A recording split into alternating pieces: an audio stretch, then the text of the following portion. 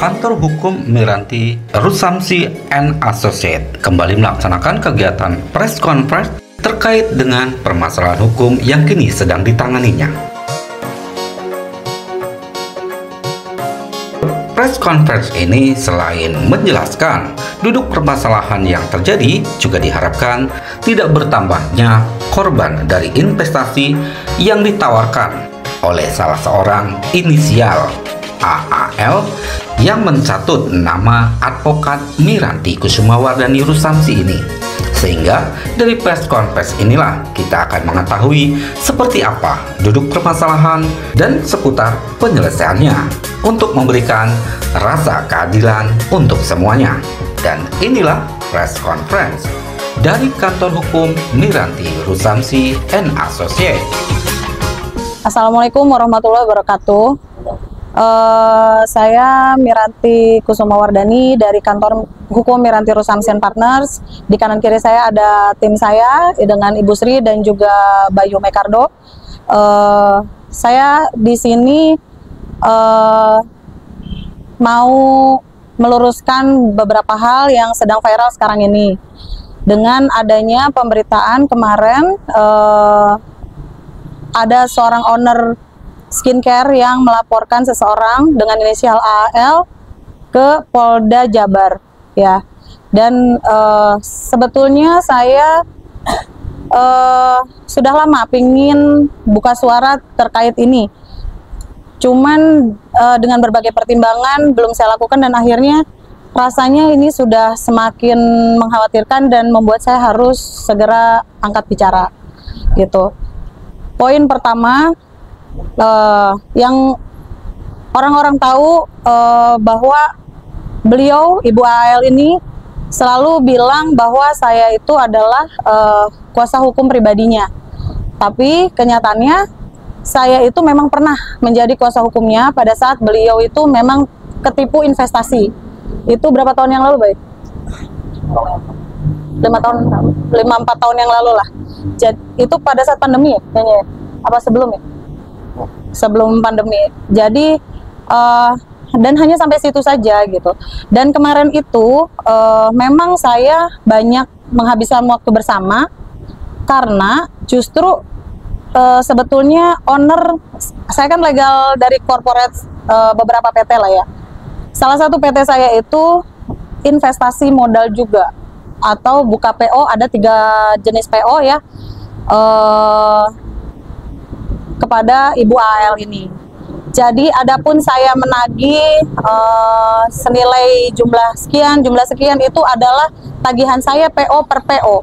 Jadi bukan bahwa uang untuk saya harus bahwa tagihannya ditahan sama saya, terus apalagi advokatnya minta di depan, notarisnya minta fee. Nggak ada kalimat saya seperti itu. Dan gara-gara kalimat beliau ini, si Ibu AAL ini, saya dicari sama banyak orang. Belasan orang ya, sampai belasan orang datang mencari kantor saya, cari saya. Bahkan ada yang janjian di WA, saya belum sempat temui.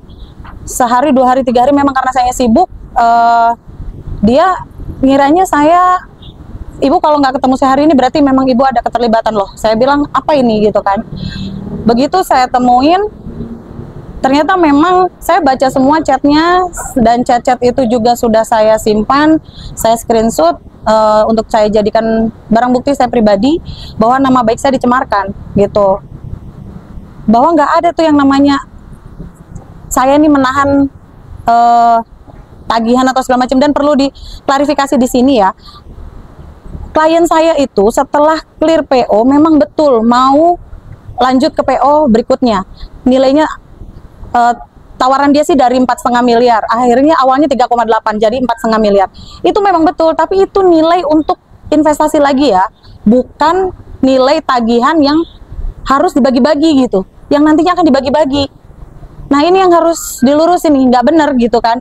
Jadi nggak ada saya minta uang sekian, terus bahwa itu tuh tagihan yang saya tahan gitu kan. Itu nilai untuk bekerja lagi. Andai kata klien saya masuk lagi, dan perlu diketahui semuanya ya, Ibu AAL itu menawari saya 10% di muka kalau sampai klien saya itu investasi lagi di berikutnya. Bayangin, 4,5 miliar itu berarti 450 juta, uang besar ya. Tapi saya bukan tipikal orang berkhianat.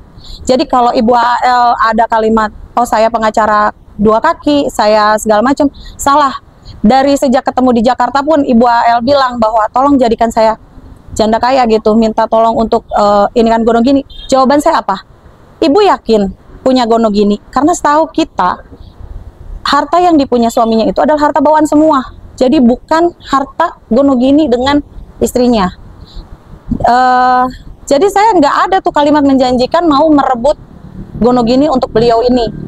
Memang tadinya saya masih berharap bisa ngebantu ya masalah ini diredam. Tapi ternyata dari beberapa belasan orang ini ketemu sama saya, nominal kerugian itu udah mencapai belasan miliar. Ya, manggalah, mau nggak setuju, mau nggak suka, mau ngatain saya apa, kenyataannya tiap kita ketemu orang kita berusaha ngitung manual ya, baik. Kita ngitung berapa sih, lihat dari perjanjian, lihat dari kwitansi, lihat dari bukti transfer, kan gitu dong. Oh kerugian sekian, tapi kan kita bukan urusan kita, oke lah, cuman oh ternyata ada orang juga yang kerugiannya sekian, ada orang kerugiannya sekian gitu loh. Sampai ada yang udahlah, dari belasan miliar ini ternyata saya kira sudah selesai. Masih ada lagi dan ada lagi orang-orang baru, bahkan ada yang dari Surabaya, ada yang dari Jakarta baru yang belum dalam hitungan kita nih. Andai kata nih suaminya baik hati mau bantu pun ya, bisa habis itu harta suaminya dan belum kelar juga urusannya gitu kan. Terus saya memohon di sini untuk jangan ada lagi yang datang, karena kita udah pegang kuasa sejak tertanggal, sebetulnya saya silent aja ya di sini nih.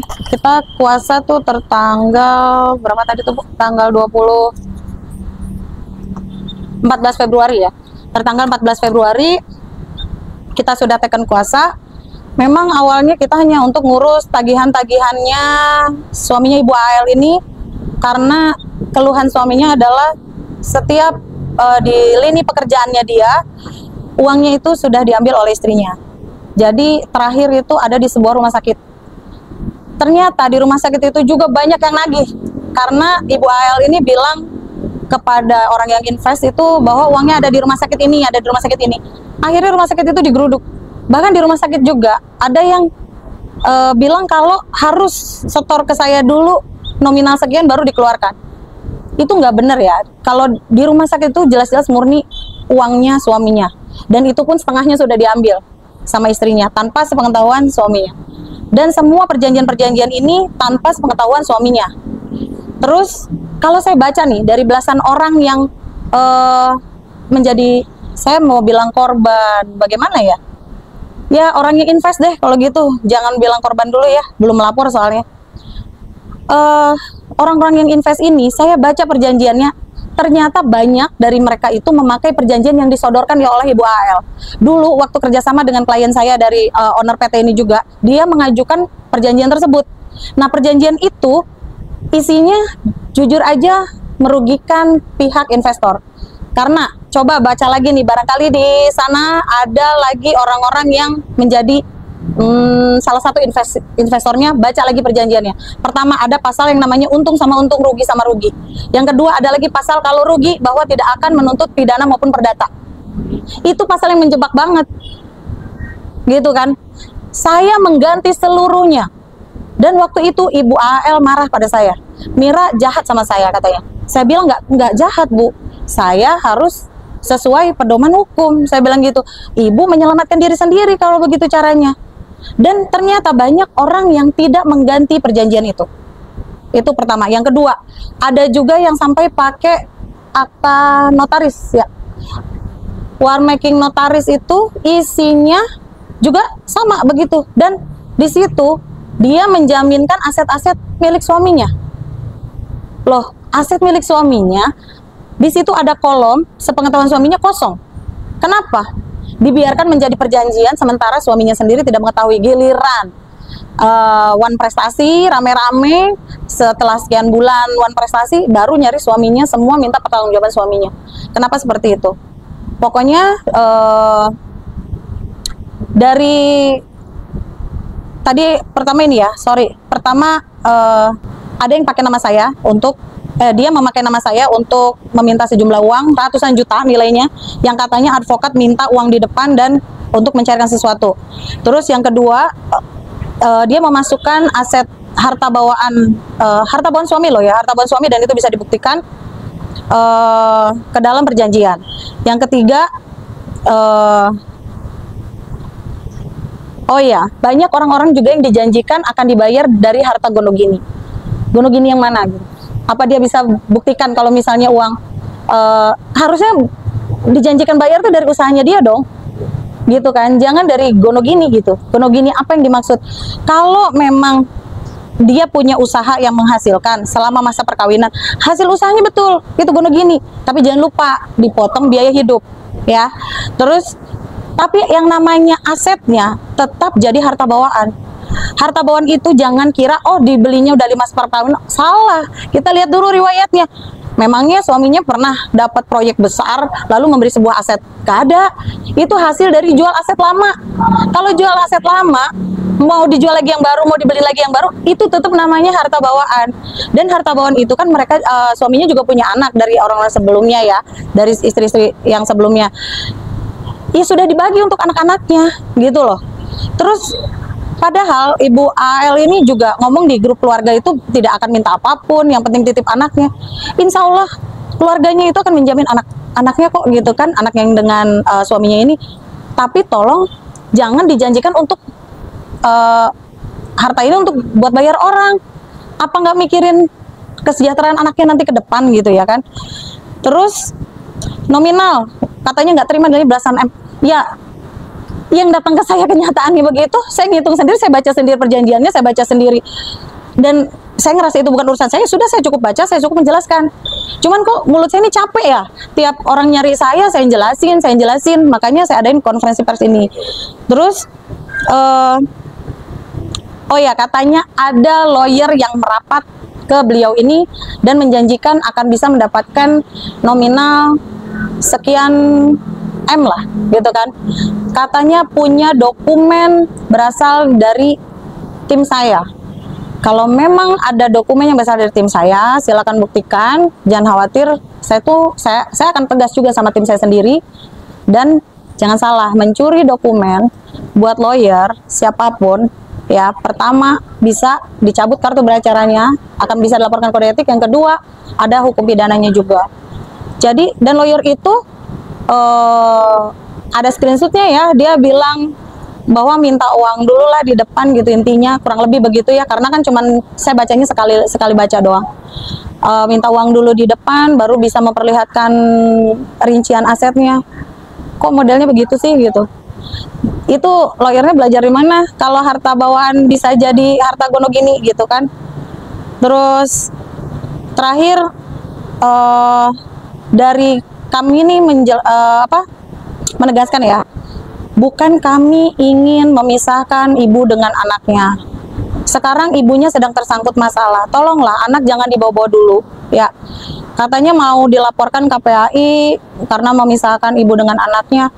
Justru kalau KPAI tahu bahwa anaknya itu terganggu psikisnya, suaminya bahkan tidak mau, tadinya suaminya mau datang di sini, tapi karena nggak tega ninggalin rumah gitu kan, sampai nggak jadi karena takut ya huru hara lagi di rumahnya, ada yang datang marah-marah gitu segala macam. Itu kan nggak bagus buat psikis anak ya. Jadi tolonglah, kita harus saling memahami. Kalau memang sayang sama anak, selesaikanlah masalahnya. Kan kemarin di story-nya saya dikirimin tuh, kalau saya udah diblokir ya IG-nya, jadi saya nggak bisa lihat. Itu saya dikirim dari orang, intinya usaha saya di mana-mana banyak ini. Kalau memang usahanya masih jalan, silakan gitu, selesaikan masalahnya. Jangan jadi melibatkan banyak orang gitu. Saya juga sedang lagi usaha ya, saya legal corporate perusahaan. Bayangin kalau owner-owner saya tahu, denger gitu bahwa saya ini meminta sejumlah uang, apa nggak jadi presiden buruk buat saya gitu kan. Jadi yang uangnya juga saya nggak nerima gitu kan. Uang-uang yang dia bayarkan itu ya uang PO gitu, uang pengembalian kepada klien saya. Ada juga yang marah, kenapa katanya klien Mbak Miranti kok udah lunas, yang lain belum. Nagihnya kan masing-masing, kecuali mereka pakai jasa saya tagihin ya. Orang nggak pakai jasa saya kan gimana mau saya mau nagihin gitu. Jadi tolonglah apa namanya, kalau memang punya usaha, saya nggak nutup rezeki di sini. Barangkali saja memang beliau ini punya usaha lalu salah perhitungan atau atau ngejeblos lah atau apa namanya. Tapi mangga aja. Jadi kalau yang mau investasi pun pastiin aja dulu proyeknya, jangan nanti tahu-tahu datang ke keluarganya gitu kan. Saya nggak mau nutup rezeki orang di sini ya, jangan sampai nanti ada bahasa lagi. Kemarin juga ada yang nagih ke sosmednya dan diamuk, bilangnya gara-gara kamu saya nggak jadi tender project, dia bilang gitu kan. Karena memang udah nggak direspon orang-orang ini gitu loh, udah nggak direspon untuk tagihan-tagihannya. Dan jangan kira masalah uang belasan miliar itu masalah sepele, gila itu masalah uang besar banget gitu, uang besar banget. Terus teman-teman lawyer juga nih ya, tolonglah gitu kan, kita nih sama-sama lawyer, tolong saling menghargai, saling menghormati. Kenapa sih kayaknya pengen banget gitu, apa namanya, saya bahasa kata saya musik ya, dengan kalimat bahwa punya daftar list aset dari tim saya lah segala macam gitu kan, mengatasnamakan tim saya. Aduh, nggak usah lah, kita cari rezeki masing-masing aja. Kita selama ini, saya pribadi nggak pernah ngeganggu klien orang, nggak pernah ngeganggu kantor orang gitu ya. Jadi kita saling menghargai, menghormati, kita berkawan, kita seprofesi di sektor malam berteman. Ibu ada yang mau ditambahin? Ya, yang pasti terakhir ya, saya mohon sih kepada pihak-pihak yang sudah tahu ataupun yang belum tahu ataupun yang akan datang, mohon untuk tidak datang ke rumah suami Ibu AL ini demi anaknya ya, demi psikis anaknya. Tolong, karena ada kami di sini kuasa hukumnya. Perkara perceraian sekali lagi bukan ranah saya, karena saya tidak megang perceraiannya, saya juga tidak suka nyerahin orang. Jadi kalau perkara hartanya, kenapa saya merasa perlu? Karena pertama, nama saya ikut dicatut di dalamnya. Terus yang kedua, berhubung masih ada hubungan saudara juga suami ini dengan mama saya. Terus yang ketiga, saya ngelihatnya anak, kasihan psikis anak ini gitu. Jadi mohon untuk kedepannya tidak mengkait-kaitkan siapapun lah di luar sana, mengkait-kaitkan dengan apa namanya, harta yang buat suaminya. Oh ya, kemarin juga ada yang bilang gini, jangan salah, aset-aset itu bisa di apa namanya, disita oleh negara kalau masuk ke TPPU. Ingat, TPPU itu adalah barang yang dibeli hasil dari kejahatan tersebut. Sementara saya berani jamin suaminya tidak pernah menerima aliran dana tersebut lalu menjadi aset gitu. Memang ada yang pernah ditransfer ke rekening suaminya. Waktu itu tuh gini, pabrik tuh sudah diambil sama istrinya. Jadi kata suaminya, sini deh modalnya aja. Akhirnya ditransfer, dikembalikan. Tapi dia lihat nih, kok bukan dari rekening istrinya. Dia nanya ke istrinya, ada itu semua bukti catnya. Itu admin saya ngomongnya gitu. Tapi ternyata itu uang investor. Hanya itu satu-satunya.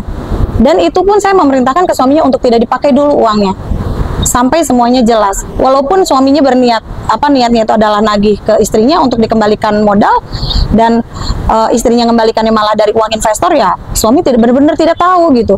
Jadi mohon kalau yang lain juga mau memproses hukum, mangga kita proses hukum saja. Kita sama-sama saling membuktikan gitu kan bahwa mereka apa namanya, menjalani prosedur hukum. Kita juga nanti kalaupun perlu dipanggil ataupun kita perlu diperiksa ya siap gitu, maksudnya klien kitanya gitu. Jadi gimana, tinggal dibuktikan aja soal gonogenisik. Hukum dari suaminya, juga kuasa hukum dari investornya, yaitu klien saya itu, karena klien saya ini owner dari PT yang saya ini legal corporate-nya. Ya, jadi saya ini legal corporate-nya, saya merasa bersalah lah, karena kemarin itu saya mengizinkan beliau tuh untuk investasi gitu kan. Dan ternyata molor lama, dan itu effort yang luar biasa lah, karena saya tuh sampai ngejar pagi buta, sampai nongkrongin hotelnya. Saya tuh sebetulnya punya semua bukti apapun, saya punya semua, tapi saya tahu diri mana yang menjadi ranah saya, mana yang bukan. Terus jenis usaha yang ditawarkan ke orang-orang ini dengan berbagai macam ya, ada masalah investasi rumah sakit, terus alkes lah, atau areng, ada kain juga gitu. Yang sebenarnya saya udah ketemu juga sama orang kain ya, bukan dia ngelola usaha di kain gitu, cuman ya bukan yang ngelaporin kemarin saya baca sih owner skincare. Owner skincare memang pernah ini ya, pernah bicara juga dengan saya. Aduh, saya kira tadinya korban tuh paling cuma 1, 2, 3 lah. Udah korban lagi saya bilang, maksudnya yang investasi itu ya, sorry saya ralat. Berapa orang yang Enggak, cuma saya nggak terimain orang-orang, saya juga tidak mencari yang lain karena saya memang legal corporate perusahaan tersebut yang invest ini, ya maka saya yang ngurus penagihannya, ya karena saya legal corporate jadi udah berjalan ini ya, udah berjalan berbulan-bulan, saya udah jadi legal corporate. Terus sama ya kuasa hukum suaminya, tapi hanya khusus untuk mengenai tadinya ya tagihan pabrik, rumah sakit yang ternyata udah setengahnya udah diambil, terus yang di pabrik udah diambil. Ya sekarang apalagi semua orang menyerangnya baru gini gitu.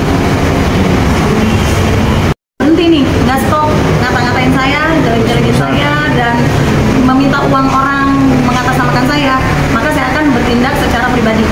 Ya, karena kan itu udah jatuhnya ke fitnah, terus pencemaran nama baik. Jadi itu saya akan memproses secara pribadi antara urusan saya dengan dia sendiri.